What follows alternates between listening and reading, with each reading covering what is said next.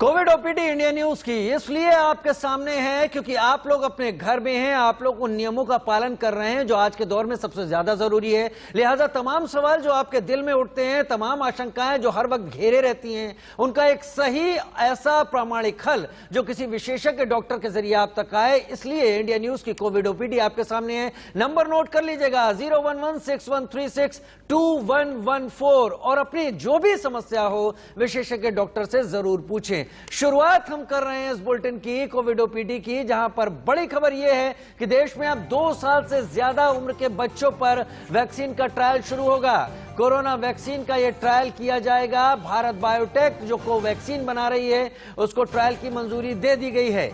Phase 2 और 3 के human trial की मंजूरी दे दी गई भारत बायोटेक को। लिहाजा हम उम्मीद लगा सकते हैं कि अब 2 साल के बच्चे से लेकर 12 साल का बच्चा या 14 साल तक का बच्चा जो अब तक इस दायरे से दूर था, जो अब तक वैक्सीनेशन प्रोसेस से दूर था, अब उसके बारे में भी तमाम आंकड़े जुटाकर एक बेहतर पुख्ता वैक्सीन का कवच उसे भी दिया जा सके जल्द से जल्द। लिहाजा अब ये ट्रायल जल्दी ही शुरू होने वाले हैं। अब तक एक बातें तमाम सामने आ रही हैं और वो बातें तीसरी लहर को लेकर आ रही हैं और तीसरी लहर को लेकर खतरा बच्चों पर ही ज्यादा जताया जा रहा है। लिहाजा ये कदम वाकई खास है।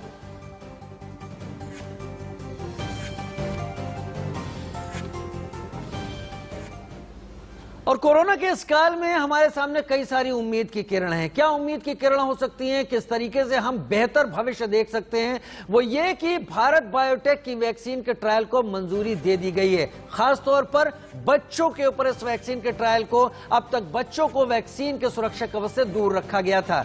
देश में 2 साल से ज्यादा उम्र के सभी बच्चों को इस ट्रायल में शामिल किया जाएगा, यानी जो भी सैंपल साइज होगा उसमें 2 साल से लेकर और बाकी 14 साल तक के जो बच्चे हैं उनको शामिल किया जाएगा। फेज 2 और 3 के ह्यूमन ट्रायल को सरकार की तरफ से मंजूरी दे दी गई है। कोवैक्सीन का बच्चों पर ट्रायल सफल रहा है। अब तक अमेरिका और कनाडा के बाद भारत तीसरा देश है जहां भारत बायोटेक की वैक्सीन बच्चों के लिए अब तक कारगर बताई गई है और यह कहा गया है कि यह वैक्सीन सभी वर्गों में उतनी ही कारगर है जितने बेहतर परिणाम अब तक ये दे रही थी। लिहाजा अब इनके ट्रायल को भी मंजूरी दे दी गई है। कोरोना से कैसे बचे बच्चे? तब तक जब तक कि बच्चों को वैक्सीन नहीं मिल रही। बच्चों को घर का, मैं एक बार फिर से बताने की कोशिश करूंगा कि बच्चों को घर का बना हुआ ही खाना दें। भीड़भाड़ वाली जगह पर बच्चों को ना ले जाएं। बहुत जरूरत पड़ने पर ही अस्पताल बच्चों को ले जाएं। बहुत जरूरत अगर पड़े तो पार्टी और दूसरे आयोजनों से बच्चों को पूरी तरीके से दूर रखें। बच्चों को इम्यूनिटी बूस्ट करने की खुराक दें, बेहतर खान पान उनका रखें और बच्चों को पूरी तरीके से किसी भी भीड़ भाड़ वाले इलाके या मार्केट से बचाने की पूरी कोशिश करें, क्योंकि सवाल इस बार ट्रिपल म्यूटेंट का है। ट्रिपल म्यूटेंट मतलब 3 गुना खतरा।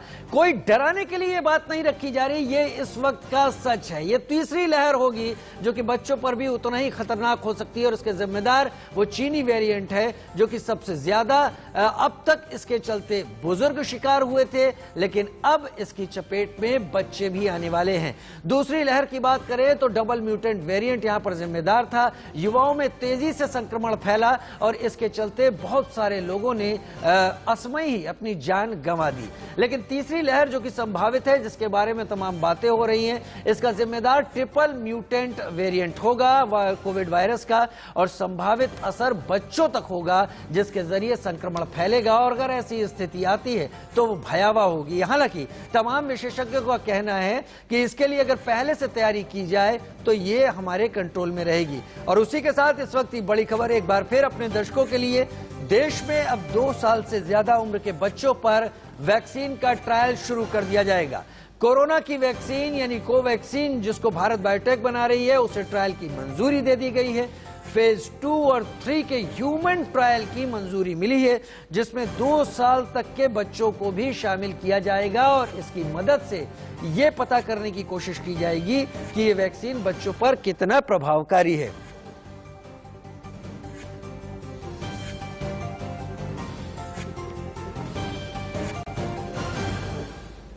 इन सबक के दौरान लोगों की स्थिति 4200 से ज्यादा लोग पिछले 24 घंटे में इस दूसरी लहर में शिकार हो गए हैं। लिहाजा हमें अब तैयार रहने की जरूरत है। बड़ी खबर से शुरुआत कर रहे हैं। एक बार फिर देश में 2 साल से ज्यादा उम्र के बच्चों पर अब ट्रायल शुरू किया जा रहा है, क्योंकि दूसरी लहर ने बहुत भयावह हालात पैदा किए। कोरोना वैक्सीन का यह ट्रायल होगा।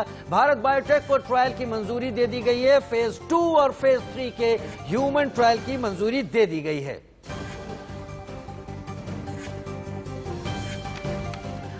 और मेरे साथ तमाम जानकारी के लिए डॉक्टर राजीव परख इस वक्त जुड़ गए हैं, chairman vascular department Medanta hospital से। डॉक्टर राजीव परख, स्वागत है आपका इंडिया न्यूज में। हम तमाम ऐसे सवालों से आजकल जूझ रहे हैं डॉक्टर राजीव परख, जिनके जवाब नहीं मिलते हैं तो आदमी तरह तरह की भ्रांतियां मन में पाल लेता है। लेकिन मैं आपसे खास तौर पर इस वायरस के ट्रिपल म्यूटेंट, डबल म्यूटेंट और वैक्सीनेशन से जुड़ी हुई तमाम बातें करना चाहूंगा, जिससे लोगों तक एक सही और पुख्ता जानकारी पहुंचे। हम आज की डेट में जिस डबल म्यूटेंट वायरस से जूझ रहे हैं, क्या यह अभी और खतरनाक होने की स्थिति में है? क्या कल 24 घंटे का जो 4205 की मौत का आंकड़ा है, क्या, माफी चाहूंगा, भगवान न करे, क्या यह बढ़ सकता है? नमस्कार और बहुत बहुत शुक्रिया मुझे आपके न्यूज चैनल के माध्यम से लोगों से जुड़ने का। ये एक बहुत ही परेशानी का टाइम है सब लोगों के लिए। ये डबल म्यूटेंट और फिर उसके बाद ट्रिपल म्यूटेंट और ये जो भी फर्दर और म्यूटेशन, देखिए सबसे जरूरी चीज ये समझने की है कि कोई भी वायरस जब भी शुरू होता है उसके अगले चरण में ये वायरस भी वही करता है जो हम लोग करते हैं अपने आप को बचाने के लिए। वायरस भी आप समझिए कि अगर हम वायरस से बचने की कोशिश कर रहे हैं तो वायरस हमसे बचने की, हमारे वैक्सीन से बचने की कोशिश कर रहा है और उसके जरिए वो म्यूटेशन करता है, हर दफा बदल देता है, वो अपना चेहरा बदल लेता है ताकि वो हमारे वैक्सीन का प्रभाव से बच सके। तो ये एक बहुत गंभीर समस्या है, इससे हमारे को जूझना है और जूझते रहना है।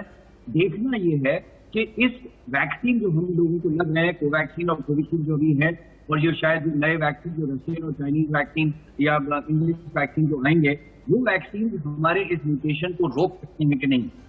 और नई सबसे बड़ी समस्या ये है कि अगले कोई म्यूटेशन में ये वैक्सीन काम करेगी कि नहीं। फिलहाल ये है कि ये जो डबल म्यूटेशन है, ऐसा कुछ लग रहा है दिल्ली के आंकड़ों से, दिल्ली के फिगर के आंकड़ों से, मुंबई के आंकड़ों से, कि शायद ये डबल म्यूटेशन कुछ हद तक हमारे काबू में आ गई। हो सकता है ये इसलिए है क्योंकि हमारे यहाँ लॉकडाउन लगा हुआ है। आपको मालूम है 3 दिन से मेट्रो दिल्ली में बंद है, जहां तक हो सकता है लोगों में बंद है। और मैं हमेशा ये कहता हूँ कि जो लॉकडाउन है गवर्नमेंट लगा रही है, लेकिन गवर्नमेंट के लॉकडाउन से ज्यादा जरूरी है हमारा पर्सनल लॉकडाउन। ये हमें अपना लॉकडाउन खुद करना है, हमें अपने आप को बचा के रखना है। और ये अगर हम करते रहेंगे तो कुछ उम्मीद है कि ये नंबर कुछ कम होंगे। ये बहुत खतरनाक वायरस का म्यूटेशन है। पिछले दफा जो फर्स्ट वेव, सेकंड वेव जो आई थी दिल्ली में, उसमें इतनी मौतें नहीं हुई थी, उसमें सिर्फ इफेक्ट होता था, पेशेंट ठीक हो जाते थे। लेकिन अब की बात जैसे आपने बताया 4200, और ये 4200 ऑफिशियल आंकड़े हैं, सही आंकड़े मैं नहीं जानता, क्योंकि बहुत सारे लोग बगैर टेस्ट कराए और बगैर कोई डेथ सर्टिफिकेट लिए उनका दाह संस्कार किया जा रहा है। तो मैं समझ रहा हूं डॉक्टर राजीव परख, मैं समझ रहा हूं कि बहुत खतरनाक हालात हैं, लेकिन इसी खतरनाक हालात में लोग जब परेशान होते हैं तो वो फॉल्स अलार्म अपने लिए जनरेट करने लगते हैं। उनको ऐसा लगने लगता है कि वो किसी समस्या से घिर गए हैं। ऐसे ही एक हमारे साथी अमित कॉलर इस वक्त जुड़ गए हैं, उनके भी दिल में कोई सवाल है। अमित जी, सवाल पूछिए डॉक्टर राजीव परख से। जी डॉक्टर राजीव जी नमस्कार। मैं आपसे ये जानना चाहता हूँ कि सर मेरी जो सिस्टर हैं उनको शुगर का इश्यू है, शुगर उनका भी 268 है, एंड जब ये मेडिसिन नहीं ले रही थी वो कोरोना में है। उनको कोरोना का कोई भी उनका जांच नहीं हुआ है। वो ऐसी जगह पे है रूरल एरिया में जहाँ पे कोई भी किट एंड कोई भी RT-PCR का टेस्ट पॉसिबल नहीं है। अब एंड उनको जो भी सिम्टम्स है वो फुल सिम्टम्स है। मैं खुद कोविड पॉजिटिव हूँ, तो इसलिए मुझे पता है कि क्या उनको सिम्टम्स है, तो इसलिए मैंने उनको कोविड की मेडिसिन जो है डॉक्टर से राय लेकर शुरू कर दी थी।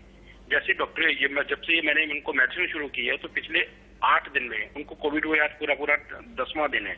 8 दिन बाद उनकी थोड़ी सी प्रॉब्लम ज्यादा बढ़ गई है। वो इसलिए क्योंकि उनको जब मैंने उनका शुगर का चेकअप कराया तो वो शुगर उनकी इंक्रीज हो गई है। डॉक्टर्स कह रहे हैं कि इनकी शुगर, ये जो मेडिसिन खा रही है इनकी वजह से इंक्रीज हुई है, बिकॉज वो क्योंकि वो कोई भी चीज ऐसी नहीं ले रही है जिससे उनकी शुगर इंक्रीज हो। अभी उनको माइंड में ये चीज चल रही है और मेरे भी कि क्या ये मेडिसिन बंद कर दें जो कोविड की है और उनकी शुगर नीचे आ जाए, क्योंकि अभी उनको कोविड का कोई भी सिम्टम्स अब नहीं रहा। बहुत बेहतरीन, बहुत अच्छा सवाल है, बहुत अच्छा सवाल अमित जी। डॉक्टर राजीव परख, बहुत ही बढ़िया सवाल पूछा है, बताएं क्या करना होगा इन्हें। देखिए ऐसा है कि ये जो कोविड की जो मेडिसिन है, मुझे नहीं मालूम आप क्या दिलवा रहे हैं उनको, लेकिन उन मेडिसिन में अगर कोई कॉर्टिसोन मेडिसिन मेड्रॉल या डेक्सामेथासोन या डेक्सामेड के नाम से या सोल्यूमेड या वाइसेलोन प्रेडनिसोलोन के नाम से अगर कोई गोली उनको दी जा रही है तो उसकी वजह से शुगर बढ़ती है। बाकी सारी जो कोरोना की जो दवाइयां जिंक वगैरह, विटामिन सी और जो फैबिफ्लू वगैरह जो भी आप दे रहे हैं उससे शुगर नहीं बढ़ती। तो अगर ये कॉर्टिसोन की दवाइयां ले रहे हैं तो उसी की वजह से शुगर बढ़ती है, और अगर वो ले रहे हैं तो उनको इस कॉर्टिसोन को एकदम से अपनी मर्जी से बगैर डॉक्टरी सलाह के कभी भी बंद मत करिए, नहीं तो पेशेंट का ब्लड प्रेशर डाउन हो जाएगा और बहुत ज्यादा सिचुएशन खराब हो जाएगी। कॉर्टिसोन को आप ले सकते हैं, लेकिन बंद करने के लिए उसको डॉक्टरी सलाह के बगैर धीरे धीरे उसको बंद करना पड़ता है। एकदम तुरंत बंद करने से बहुत बड़ा नुकसान हो सकता है। तो अगर वो कॉर्टिसोन ले नहीं है किसी भी मात्रा में, तो वो अपने डॉक्टर से, आपके जिन डॉक्टर से आप सलाह लेके शुरू करी थी उन्हीं से लेके आप उसको कम कर सकते हैं। अगर उनके कोरोना के सिम्टम्स सेटल हो चुके हैं तो जबरदस्ती अपनी मर्जी से प्लीज ये मेडिसिन बंद मत करिएगा, नहीं तो बहुत प्रॉब्लम होगी। डॉक्टर से तुरंत संपर्क करें अमित जी, जबरदस्ती अपनी तरफ से कोई कॉल ना लें, और अगर सिम्टम्स नहीं है तो एक अच्छी चीज हो सकती है, लेकिन डॉक्टर से कंसल्ट करके ही दवाई कंटिन्यू करनी है डिसकंटिन्यू करनी है वो फैसला लें। एक और कॉलर मेरे साथ इस वक्त दिल्ली से जुड़ गए हैं, सवाल पूछिए सर अपना। डॉक्टर साहब से मेरा ये क्वेश्चन है कि 5 मार्च को मैंने फर्स्ट डोज ली थी वैक्सीन की, और फिर 19 मुझे अप्रैल को कोरोना हो गया, कोरोना पॉजिटिव निकला मैं, और 27 को मैं रिकवर हो गया, 27 अप्रैल को। अब मैं सेकंड डोज कब ले सकता हूँ? एक मेरा ये क्वेश्चन है। सेकंड ये है कि कल रात से मुझे थोड़ा थोड़ा गला और दर्द हो रहा है, थोड़ा थोड़ा गले में पेन हो रहा है। आप बताइए सर क्या करना है? देखिए ऐसा है कि ये भी बहुत अहम सवाल है, बहुत जरूरी सवाल है, क्योंकि बहुत लोगों को फर्स्ट डोज मिल चुकी है, उसके बाद उनको कोरोना हो गया है और वो ये जानना चाहते हैं सब लोग कि सेकंड डोज कब लेनी है। आमतौर पे हम ये कहते हैं कि जब आपको कोरोना आप ठीक हो जाए, जिस दिन आप कोरोना ठीक हो जाते हैं उसके 4 हफ्ते के बाद में आप अपनी सेकंड शॉट, सेकंड डोज या फर्स्ट डोज, अगर आपको नया वैक्सीन लेना है तो फर्स्ट या सेकंड डोज जो भी लेनी है 4 से 6 हफ्ते के बीच में दौरान में आप ले सकते हैं, कोरोना खत्म होके आप जब ठीक हो जाए उसके बाद। तो ये जरूरी है कि ये टाइम पीरियड इससे ज्यादा जल्दी मत करें। ठीक है राजेश जी, 4 हफ्ते के बाद आप ले सकते हैं। और राजेश जी ने एक और सवाल पूछा कि उनके कल से गले में भी तकलीफ है, ये क्या बहुत कोई सीरियस सिम्टम है डॉक्टर राजीव पारिक? देखिए ऐसा है कि गले में खराश जो है, ये एक तो नॉर्मल जो फ्लू इन्फ्लुएंजा गले में खराश किचकिच जो सबको होती है वो भी हो सकता है, लेकिन इसको आज की तारीख में नजरअंदाज नहीं किया जा सकता। तो आप अपने डॉक्टर की सलाह लेके गले को मतलब अपना बुखार चेक करें, अपना पल्स ऑक्सीजन जो पल्स ऑक्सीमीटर है वो चेक करें, और अपने आप को देखते रहें कि ये कोई चीज बढ़ तो नहीं रही है, ऑक्सीजन कम तो नहीं हो रहा है, या पल्स रेट बढ़ तो नहीं रही है। और इसके लिए गर्म पानी की भाप दिन में 2-3 दफा, गर्म पानी में नमक डाल के नमक के गरारे ये भी 2-3 दफा आप करें। गर्म पानी और लिक्विड जो है वो अपने लेते रहे, हाइड्रेशन यानी अपने शरीर में पानी की कमी ना होने दें, और गर्म चीजें लेते रहे, गले को कोई ऐसी चीज ना पकड़े। और अपना एक अगर बहुत ज्यादा इरिटेशन होती है तो एक जो एंटी एलर्जिक गोली होती है गले में जब किचकिच होती है, एंटी एलर्जिक गोली जो होती है वो आप ले सकते हैं। एलिग्रा नाम की गोली आती है 120 नंबर की, वो अगर आप चाहें तो अपने डॉक्टर से बात करके इसको लिया जा सकता है, लेकिन फिर भी अपना पल्स ऑक्सीजन और पल्स रेट को चेक करते रहे, इसको इग्नोर मत करिए, कभी कभी ये फिर वापस आपके सेकंड रूप में आ सकता है। ठीक है राजेश जी, आपको तमाम सलाह मिल गए होंगे डॉक्टर राजीव पारिक की तरफ से। डॉक्टर राजीव, एक सवाल और, ये जो अभी दूसरी लहर चल रही है और ट्रिपल म्यूटेंट के आने की बात तमाम जगह इस वक्त डिस्कशन में आ चुकी है, उसकी तैयारियों की भी हम बात कर रहे हैं, लेकिन आजकल तमाम ऐसे मामले सामने आ रहे हैं जिसमें इस लहर में ब्लड क्लॉटिंग की भी समस्या सामने आ रही है। ये ब्लड क्लॉटिंग शरीर में कहीं भी हो सकती है, किसी भी तरीके से हो सकती है, क्या ये इंटर रिलेटेड है ब्लड क्लॉटिंग का मसला कोविड-19 वायरस के बिहेवियर से? जी देखिए ऐसा, ये बहुत इम्पोर्टेंट सवाल आपने पूछा है। मैं आपको बता दूं कि ये कोरोना जब शुरू हुआ था पिछले साल, तो ये माना जाता था कि ये एक सिंपल वायरल निमोनिया है, जो जिससे फेफड़ों में आपके निमोनिया हो जाता है, उससे आदमी की मौत हो जाती है क्योंकि वो सांस नहीं ले सकता। लेकिन पोस्टमार्टम एग्जामिनेशन जब हुए बाहर के कंट्रीज में, मुल्कों में, तो ये पता लगा कि ये सिंपल निमोनिया नहीं है, ये खून की नसों में, जो खून की नसों के अंदर थक्का यानी क्लॉट जम जाने की वजह से ये निमोनिया और ज्यादा बढ़ता है, और इसकी वजह से सारी आधी से ज्यादा कॉम्प्लिकेशन, ये जो आप सुनते हैं कि कल से आपको ये कोरोना के सिम्टम्स हुए और 3 दिन में हालत इतनी खराब हो गई कि आदमी की मौत भी हो गई, ये जो सडन डेथ और सडन डिटीरियरेशन जो आप सुनते हैं कि एकदम से पेशेंट की हालत खराब हो जाती है, वो आमतौर पे क्लॉटिंग के कुछ ना कुछ कॉम्प्लिकेशन की वजह से होती है।